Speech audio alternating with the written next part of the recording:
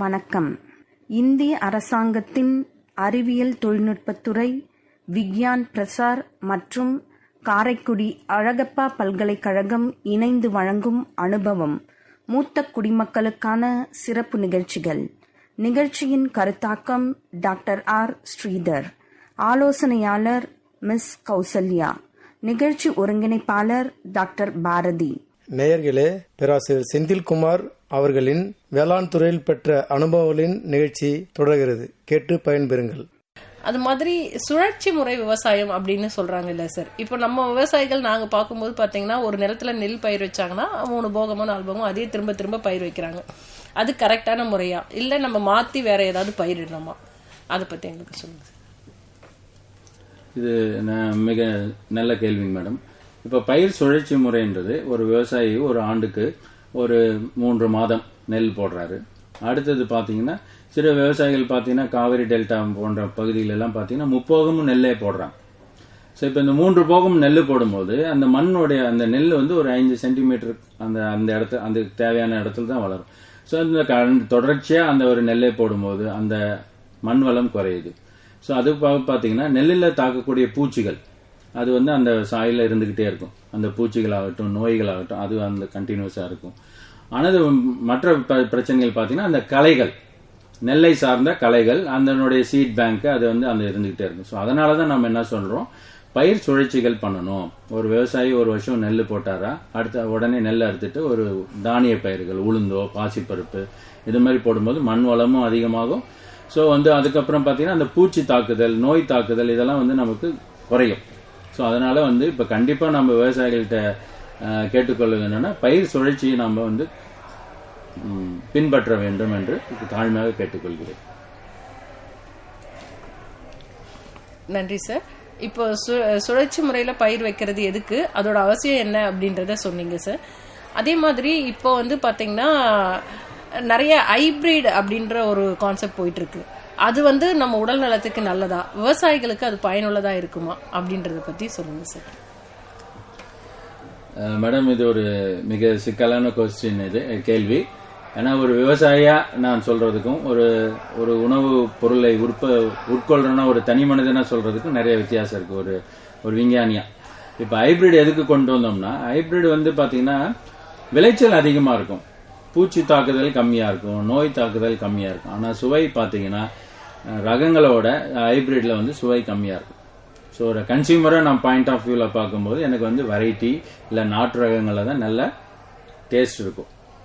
But ஹைபிரிட்ல பாத்தீங்கன்னா நமக்கு வந்து பார்க்க நல்ல பளபளன்னு இருக்கும், ஷைனிங்கா இருக்கும், உற்பத்திகள் அதிகமா இருக்கும். இப்ப பாத்தீங்கன்னா தக்காளி எடுத்துங்க, நீங்க தக்காளி பாத்தீங்கன்னா ஹைபிரிட் தக்காளி வந்துச்சு. ஏற்கனவே வந்து நாட்டு தக்காளி பாத்தீங்கன்னா அந்த தோல் வந்து ரொம்ப மெலிசா இருக்கும், ரசத்துக்கெல்லாம் நம்ம ஈஸியா நல்லா ஒரு சுவையோட இருக்கும். இப்போ வந்து உற்பத்தி அதிகப்படுத்தணும். ஸோ அந்த டிரான்ஸ்போர்ட்டேஷன் ஒரு இடத்துல இருந்து இன்னொரு இடத்துக்கு இது பண்றதுக்காக அந்த தக்காளியில வந்து சில ஜீன் எல்லாம் நம்ம இன்ட்ரோடியூஸ் பண்ணி இப்போ பாத்தீங்கன்னா ஜாம் தக்காளி நாட்டு தக்காளி ஷேப்ல தான் இருக்கு, ஆனா அது ஜாம் தக்காளி தான்.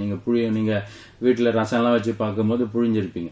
ஸோ அதனால என்னுடைய கருத்துக்கு என்னன்னா, ஹைபிரிட்ன்றது மகசூலை அதிகப்படுத்தும், வெரைட்டி இல்ல நாட்டு ரகங்கள் வந்து டேஸ்ட் நல்லா இருக்கும், அதோட நியூட்ரியன் கண்டென்ட் நல்லா இருக்கும். ஸோ இப்போ வந்து விஞ்ஞானிகள் என்ன பண்றோம், ஸோ அந்த ஹைபிரிட்லயும் நியூட்ரியன் கண்டென்ட்டும் இருக்கணும், அதுக்கான அதிக மகசூலும் கொடுக்குற மாதிரி இப்ப ஆராய்ச்சிகள்லாம் நாம் நடந்துட்டு இருக்கோம் மேடம்.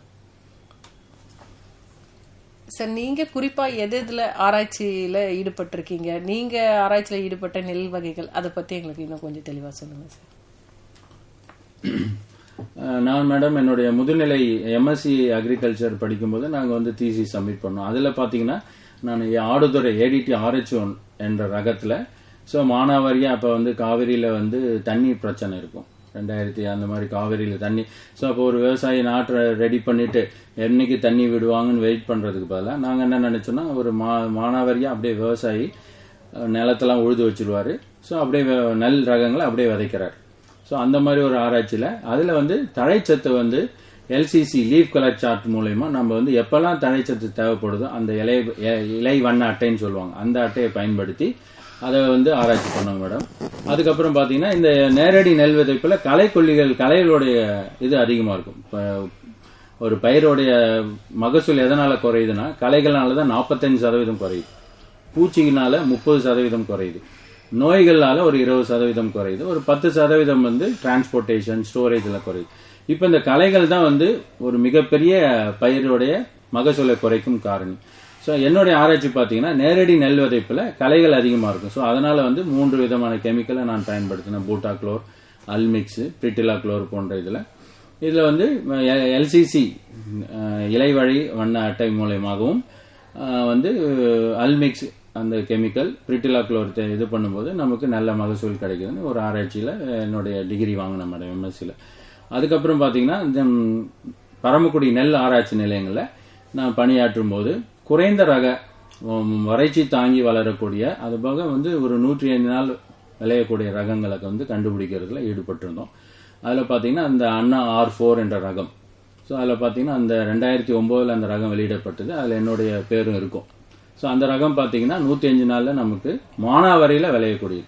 ஸோ அந்த ரகம் மானாவாரியிலையும் விளையும், நம்ம வந்து இரவையில் நடவு செஞ்சும் அந்த இதை பண்ணலாம். அது பக்கம் பார்த்தீங்கன்னா திண்டிவனம் எண்ணெய் வித்து ஆராய்ச்சி நிலையத்தில் அங்கே வந்து எண்ணெய் வித்து சம்பந்தமான ஆராய்ச்சிகளை செஞ்சோம். அப்புறம் வந்து இந்த செம்மை நெல் சாகுபடியை எப்படி மக்களுக்கு பரப்புறது, இதுதான் என்னுடைய ஆராய்ச்சி மேடம். ஸோ பிஹெச்டியில் பார்த்தீங்கன்னா துவரையில மருதாம் எப்படி கரும்பெல்லாம் நம்ம வெட்டி விட்டா திரும்ப துளுக்குதோ, என்னுடைய பிஹெச்டி ஆராய்ச்சியில் வந்து துவரையை வந்து டிஃப்ரெண்ட் ஹைட்ல கட் பண்ணி விடுறோம். ஒரு அடி, 1.5 அடி, 2 அடியில வெட்டி விட்டு திரும்ப அதுக்கு வந்து டிஏபி பல ஸ்ப்ரே எல்லாம் கொடுத்தோம்னா எப்படி மகசூல் கிடைக்குது. ஏன்னா ஒரு விவசாயி ஜூன் ஆடிப்பட்டம் துவரையை போடுவார் மேடம். திரும்ப செப்டம்பர், அக்டோபர், நவம்பர், டிசம்பர்ல அறுவடை பண்ணுவார். திரும்ப பாத்தீங்கன்னா மழை உடனே பெய்யும்.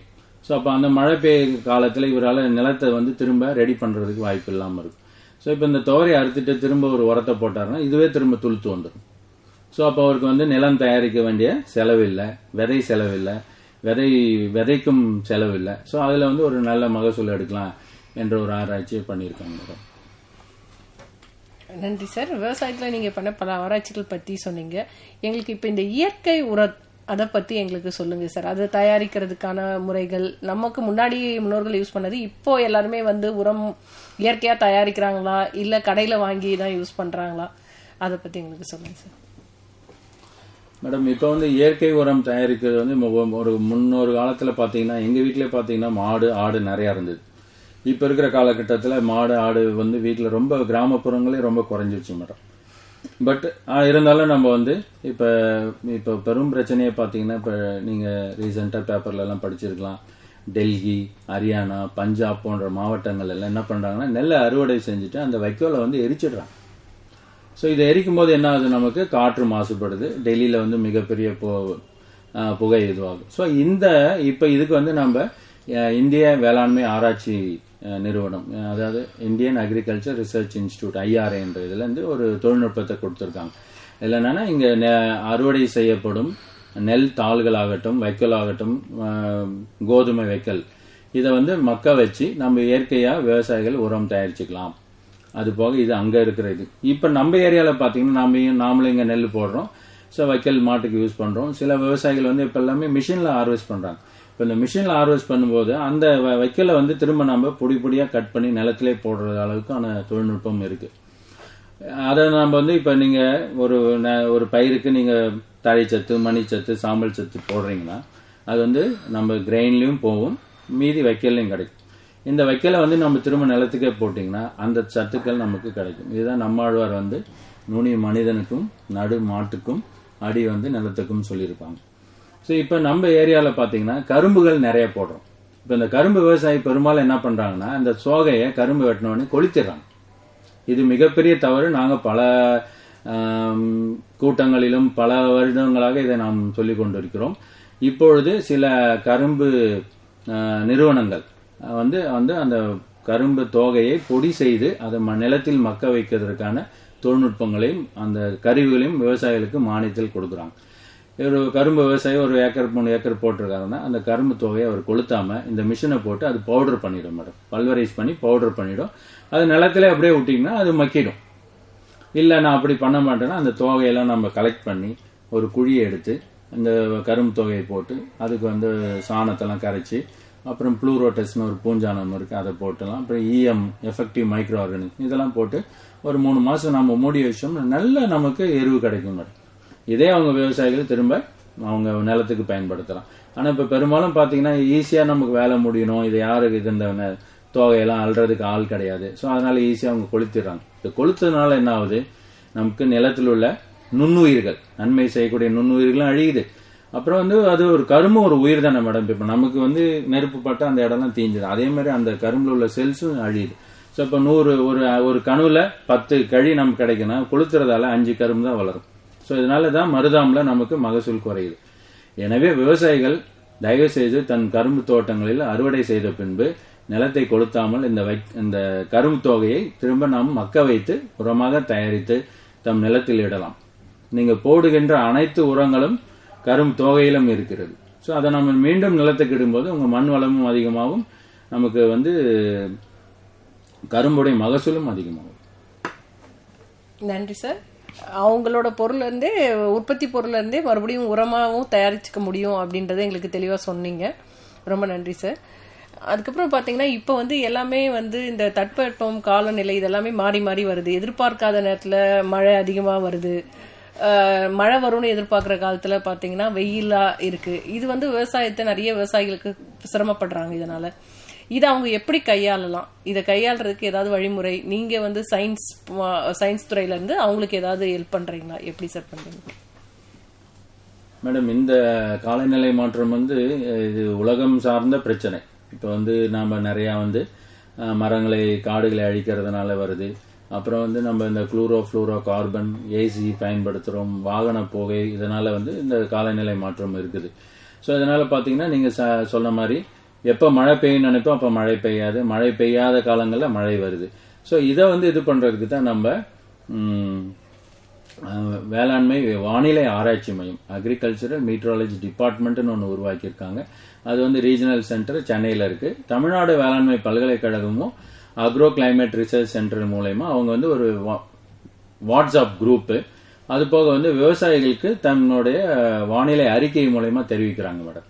So short term weather forecasting, medium, long range. Short டேர்ம்னா 2 நாளுக்கு 3 நாளைக்கு ஒரு தடவை, அப்புறம் மீடியம்னா ஒரு 15 நாளுக்கு ஒரு தடவை, லாங் ரேஞ்ச்னா 1 மந்த், ஒரு சீசனுக்கான காலநிலையோடைய கணிச்சு அவங்க கூறுறாங்க. இதை நம்ம விவசாயிகள் அந்தந்த கேவிகே வேளாண் அறிவியல் நிலையம் அவங்கள அதில் வந்து இணைச்சிட்டோம்னா மெசேஜ் வந்து எல்லா விவசாயிகளுக்கும் அனுப்பப்படுது. ஸோ இதன் மூலயமா நம்ம வந்து இதை ஓரளவுக்கு நம்ம கணிச்சு நம்ம செயல்படலாம். ஏன்னா இப்போ வந்து எப்போ மழை வரும், இப்போ திடீர்னு ஒரு விவசாயி நாளைக்கு பூச்சி மருந்து அடிக்கலாம்னு நினைச்சாருன்னா நம்ம அந்த வானிலை அறிக்கை மூலயமா அதை தவிர்க்கலாம். இப்போ இன்னைக்கு தண்ணி கட்ட போறாருன்னு நினைச்சிட்டு இருந்தாரா, நாளைக்கு மழை வரும்னு தெரிஞ்சா இன்னைக்கு நம்ம அந்த தண்ணியை கட்டாமல் இருந்தால் நம்ம அதை சேமிச்சுக்கலாம். ஸோ இந்த மாதிரி உடைய தொழில்நுட்பங்கள் வேளாண்மை வானிலை அறிக்கை மூலயமா நம்ம தெரிவிச்சுக்கலாம். இதை வந்து அங்கே இருக்கிற விவசாயிகள் நியர்பை ஆராய்ச்சி நிலையங்கள், வேளாண் அறிவியல் நிலையத்தில் இது பண்ணாங்கன்னா அவங்க வந்து அந்த தகவலை அவங்க வாட்ஸ்அப் மூலயமா ஒரு வாரமும் அவங்க தெரிவிச்சுட்டு இருக்காங்க விவசாயிகளுக்கு. இது போக ஆல் இண்டியா ரேடியோ இதுவும் நம்ம இந்த செய்திகள் கிடைக்கும். இது போக இந்த வானிலை மாற்றத்துக்கு இது நாம எல்லாரும் சேர்ந்து தான் ஒரு முயற்சி எடுக்கணும். மரங்கள் நிறைய வளர்க்கணும். ஸோ அது போக அந்த மாதிரி நம்ம காற்று மாசுபடுதை தடுக்கணும். எல்லாருமே வந்து திரும்ப இப்போ வந்து பெட்ரோல் விலை அதிகமாகிடுச்சு, இப்போ எல்லாமே சைக்கிளிங் இந்த மாதிரி இதை பயன்படுத்தும் போது இது ஓரளவுக்கு வந்து நம்ம இந்த உலக வெப்பமயமாதலை தடுக்கலாம். நன்றி சார். அது மாதிரி பாத்தீங்கன்னா இப்போ விவசாயத்துல காலநிலை மாற்றங்கள்லாம் ஏற்படுது. அதுக்கு வந்து நம்ம வந்து விவசாயத்துறையில என்ன செய்யறாங்க அப்படின்றத சொன்னீங்க. அந்த மாதிரி இப்ப விவசாயிகள் பயிர் வைக்கிறதுக்கு முன்னாடி அவங்க மண்ணை வந்து செக் பண்ணி என்ன மாதிரி பயிரிடலாம் அப்படின்றது தெரிஞ்சுக்கிட்டு பயிர் வைக்கிறது அவசியமா? அப்படி தெரிஞ்சுக்கணும் அப்படின்னா அது எத்தனை வருஷத்துக்கு ஒரு முறை அவங்க செக் பண்ணணும் சார், இல்ல ஒவ்வொரு வாட்டியுமே அவங்க செக் பண்ணணுமா? அதை பத்தி எங்களுக்கு சொல்லுங்க சார். மேடம், இது வந்து இப்போ வந்து இந்த மண் பரிசோதனை வந்து மிகப்பெரிய முக்கிய ஒரு இது. எப்படி இப்போ நம்ம ஒரு டாக்டர்கிட்ட நம்ம போனோம்னா ஹெல்த் செக்கப்புக்கு பல பிளட் டெஸ்ட் சொல்றாங்க, ஸ்கேன் பண்றாங்க. அந்த மாதிரி நம்ம மண் வந்து ஒரு முக்கிய ஆதாரம். ஸோ இப்போ அந்த காலத்தில் வந்து பல தலைமுறையாக நம்ம வந்து தழைகள் போட்டோம், மாட்டு எருவு போட்டோம், குப்பைகள் போட்டோம். அதனால வந்து மண் வளம் ஒரு பெரிய மாற்றம் இல்லாமல் இருந்தது. இன்னைக்கு பார்த்தீங்கன்னா எல்லா விவசாயிகளுமே வந்து நேரடியான உரங்களை தான் பயன்படுத்திக்கிட்டு இருக்கோம். யாருமே மாட்டு எரு போடுறதில்ல, மண்புழு அந்த மாதிரி உரங்களை பயன்படுத்துறதில்ல, தழைகள் இதெல்லாம் பண்றதில்ல. எல்லாமே யூரியா, சூப்பர், பொட்டாஷ் என்ற ஸ்ட்ரெயிட் ஃபெர்டிலைசர் தான் போடுறாங்க. ஸோ அதனால தான் பார்த்தீங்கன்னா இப்போ இருக்கிற காலகட்டத்தில் மைக்ரோ நியூட்ரியன் டெஃபிஷியன்சி, நுண்ணூட்டச்சத்து குறைபாடுகள் அதிகமாக இருக்கு. அதனால எந்த ஒரு விவசாயி நான் பயிர் வைக்கிறது முன்னாடி நம்ம மண் பரிசோதனை மிக அவசியம். ஸோ அந்த மண் பரிசோதனை இப்போ நெல் இந்த வருஷம் பயிர் பண்றோன்னா இந்த வருஷத்துக்கு ஒரு தடவை பண்ணா போதும். இல்லை சார் நான் நெல் பயிர் வச்சுட்டு வேற ஒரு பயிர் பண்ண போறேன், அடுத்த வருஷம் சவுக்க போட போறேன், இல்லை பழ வகைகள் போட போறேன்னா அதுக்கு சாயில் ப்ரொஃபைல் பண்ணணும். ஸோ அதனால மண் பரிசோதனை இப்போ கவர்மெண்ட் ஒரு வேளாண்மை ஆராய்ச்சி நிலையத்திலையும் பண்ணி கொடுக்குறாங்க, கேவிகேலையும் செய்யறாங்க. அது போக வேளாண்மை பட்டதாரிகள் இப்ப பிளான் கிளினிக் சென்டர்னு ஒன்று ஆரம்பிச்சிருக்காங்க. எல்லா விவசாய பட்டதாரிகள் பிளான் கிளினிக் சென்டர் ஆரம்பிக்கலாம். அதுக்கு நபார்டும் மேனேஜும் கவர்மெண்ட் ஆஃப் இந்தியா லோன் தராங்க. அது மாதிரி நிறைய வேளாண் பட்டதாரிகள் பிளான் கிளினிக் சென்டர் ஆரம்பிச்சு அவங்க கிட்டையும் நம்ம கொடுத்தீங்கன்னா நல்ல ரிப்போர்ட் கிடைக்கும். ஸோ அதனால தயவு செய்து விவசாயிகள் மண் பரிசோதனை செஞ்சோம்னா நீங்க உங்களுக்கு உற்பத்தி செலவு கம்மியாகும். இப்ப ஆல்ரெடி நம்ம நிலத்துல தழைச்சத்து இவ்வளவு இருக்கு, மணிச்சத்து இவ்வளவு இருக்கு, நீங்க இவ்வளவு போட்டா போகுதுன்றத அவங்க சொல்லுவாங்க. நாம விவசாயிகள் என்ன பண்றோம், நெல்லுனா 10 மூட்டை யூரியா, டிஏபி, பொட்டாஷ் தேவைக்கு அதிகமா போடுறோம். இப்ப நம்ம என்னால ஒரு 5 இட்லி தான் சாப்பிட முடியும், அந்த 5 இட்லி தான் டைஜஸ்ட் ஆகி எனக்கு அப்சார்ப் ஆகும். அதுக்கு மேல போட்டீங்கன்னா அது என்ன வேஸ்ட். அதே மாதிரிதான் நிலத்திலையும் நம்ம பாத்தீங்கன்னா தேவையான அளவு அதை மண் பரிசோதனை செய்து போடும்போது நமக்கு உற்பத்தி செலவு கம்மியாகும். இன்னைக்கு பாத்தீங்கன்னா உற்பத்தி செலவு அதிகமாகுது, அதுக்கான லாபம் கம்மியாகுது. இதனாலதான் விவசாயிகள் இன்னைக்கு நட்டத்துல போறாங்க. அதனால தயவு செய்து விவசாயிகள் அனைவரும் மண் பரிசோதனை செய்து நாம உரங்களை இடுவது மூலம் நமக்கு லாபம் அதிகமாக கிடைக்கும். நன்றி சார்.